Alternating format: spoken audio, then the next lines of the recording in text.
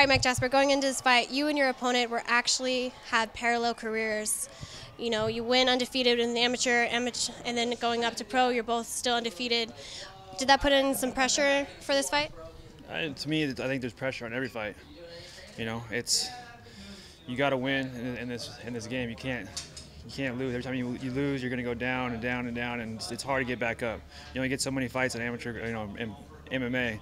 It's not like boxing. You could have 40, 50 fights and be no problem. You know, MMA is a little different. You know, so you got to take each fight very seriously, and look at this. You got to get that win.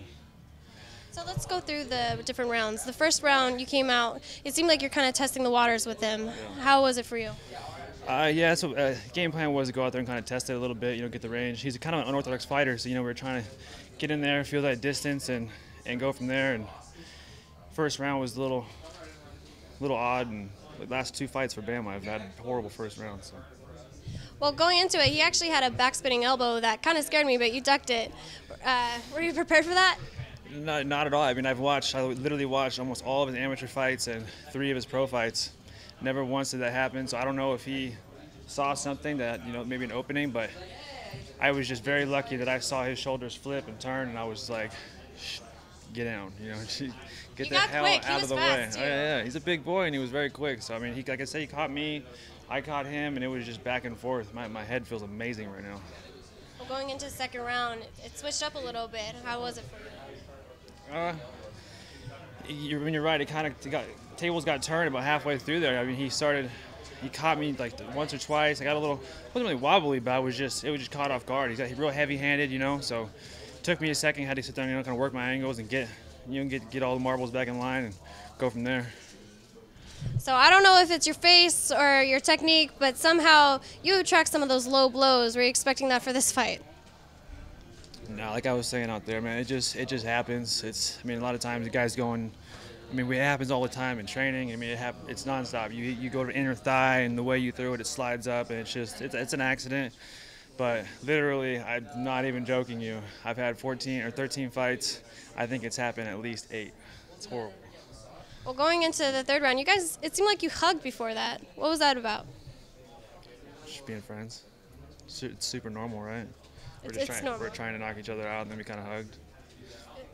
It kind of caught me off guard. I'm not gonna lie. Ref brought us in, and he was kind of like, "Hey, shake hands, good fight," and it was a little brotherly love. No one's here to really hurt each other. You just want to win, but if you have to hurt them, you do. All right. Well, your record being 5-0, where do you go from here? Let my face heal.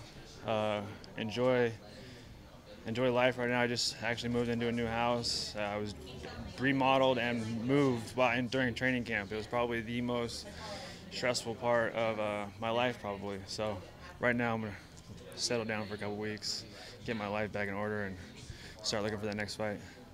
All right, well, being a veteran for Bamma USA, 3rd victory in our cage, do you plan on coming back? Why not? Let's do it. I'm always ready to fight for Bamma. Right down the street, good show, crowd's great. I'll do it anytime. Let's do it. And speaking of that crowd, you had a lot of fans out there. Was it a factor in the way you put yourself into the fight?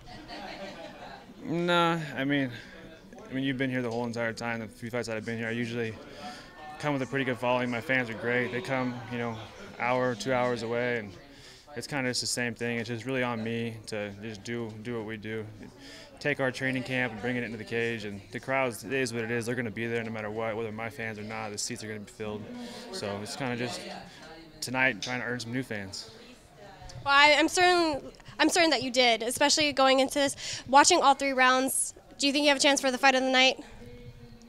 I wouldn't mind it. I mean, nice little piece in the wrist would look good, right? So I'm not going to lie. I've already got 3 of them, a couple from Polani and another one from Curtis and Company Watch. So, I mean, I might have to just get a bigger box to put them in. Let's do it. Fight of the night. What do you think? All right, well, Mike Jasper, thank you for speaking with us, and congrats on your victory again. Thank you very much. All right. Fight for Bamma anytime.